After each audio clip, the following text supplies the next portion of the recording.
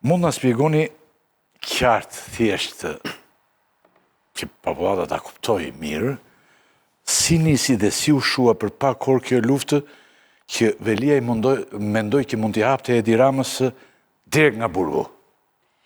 Ylli, në mbrëm në celularin tim, pra mbrëmjen e kaluar, në orën 23:50 minuta, më ka mbritur një shkres, me thënë drejtën më duk pak e pabesueshme dhe më zhdashur një kohë goxha e konsiderueshme që ta konfirmoja, një shkres që mbante datën 18 mars dhe kishte firmën dhe vullën e kryetarit të Bashkisë së Tiranës, zotit Erion Veliaj.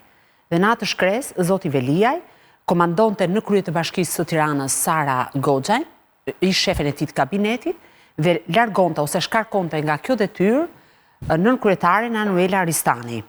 Ajo çfarë nuk arrija të kuptoja kishte të bënte me faktin se Sara Goxhaj deri para pak ditësh nuk ishte në detyrën e nën kryetares dhe ligji parashikon që të ushtrosh kompetencat e kryetarit duhet të jesh patjetër nën kryetar në detyrë.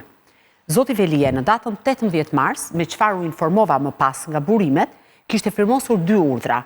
Urdhrin e parë në e disponoi. Është zonjë, janë të dyja bjonde, po do më thënë në pozicion i bie në krahun. Janë të dyja zonja Sara, njëra është.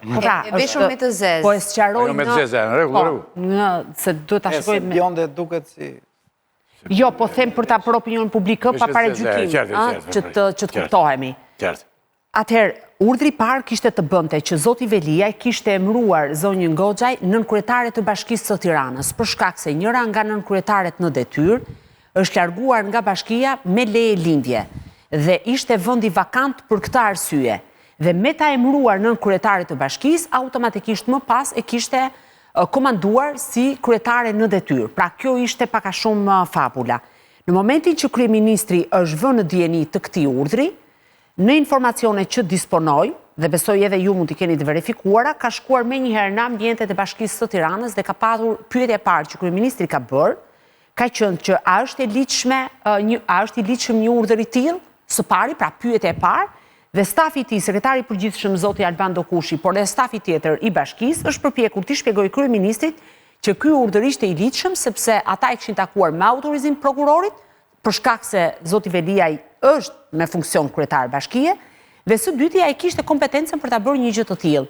Ktu ka filluar debati mes zotit Rama dhe të besuarve të zotit Veliaj në Bashkinë e Tiranës. Një moment zoti Rama i ka kërkuar dorëheqjen zotit Dokushi, duke i thënë që ju mund vijoni të riktheheni në detyrën e mëparshme si drejtor juridik. Zoti Dokushi ka refuzuar dhe në atë moment zoti Rama ka refuzuar ose më saktë ka urdhëruar të mos protokollohej shkresa.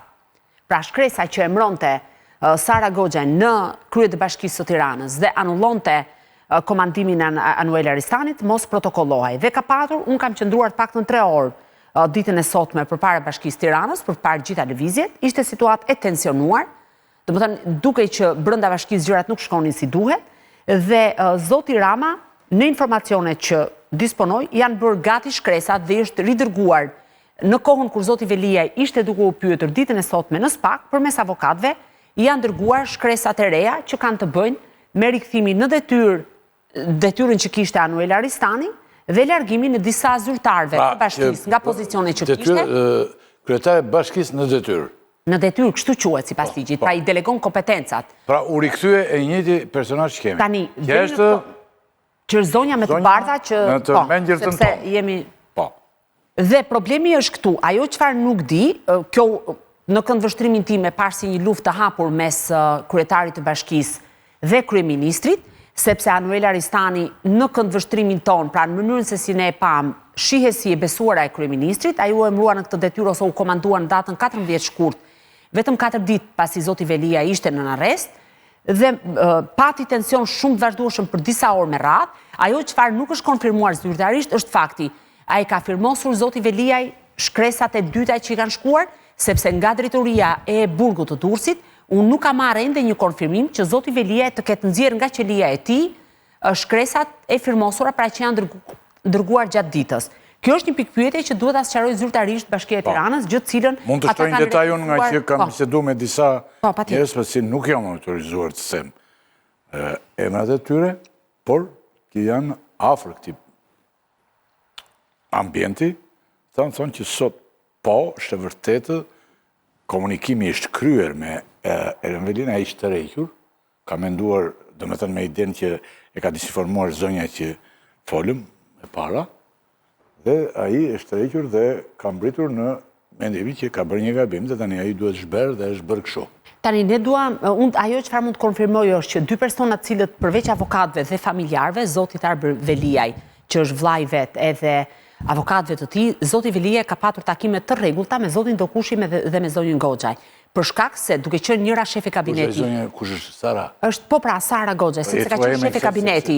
Ka qenë shefe kabineti dhe sipas ligjit ata janë dy njerëzit më afër pra në hierarki, kryetarit bashkisë, më afër kryetarit bashkisë. Dhe në këtë aspekt ato kanë qenë të autorizuar nga prokurori për të atakuar. Se çfarë është biseduar brenda ambienteve të burgut në dhomën e takimeve, ato e din vetëm ata tre, unë nuk marr përsipër të flas për diçka që nuk e kanë të konfirmuar. Këta dy, ja, që ti themi njerëzve, t'ja u themi sa në thjeshtë, këta dy kanë komunikuar me zotin Veliaj dhe e kanë bërë mendjen në atë gjendje që ai të filloj luftën. I kanë thënë të gjitha gjërat dhe ai e ka filluar luftën dhe ka emëruar zonjën që thamë në krye të bashkisë. Ka që thjesht vallë, se ky është problemi. Kaq. Okej. Unë dyshoj me thënë drejtë. Po kaq se ka detaje të tjerë për cilët do të pyesun ty dhe gjëra shumë interesante, që pak më përpara. Po, patjetër. Se ata i bën me lehtësinë më të madhe dhe i bën njeriu në kushtet e burgut mund të bëj shumë gjëra njeriu. Ka gjëra shumë të thjeshta. Ndonjëherë ne mendojmë, Klodi, ne mendojmë që gjërat janë shumë të thella, kur ato mund të jenë fare të sipërfaqshme. Zoti Bushati, si e komentoni ju që këtë që ndodhi në pak orë, si të thuash, një kohë shumë të shkurtër? Ka disa aspekte nga mund të shofësh. E para është gjendja e marrëdhënies së Rama Veliaj, që me ç'duket, pavarësisht se ç'thot Veliaj në fund, duket që ka degraduar në një shkallë që deri tani nuk ishte parë në publik. Po, kjo është deri diku marrëdhënie personale. Këtu më interesante është marrëdhënia mes institucioneve. Pra, është kush është Veliaj dhe është kush është Edi Rama.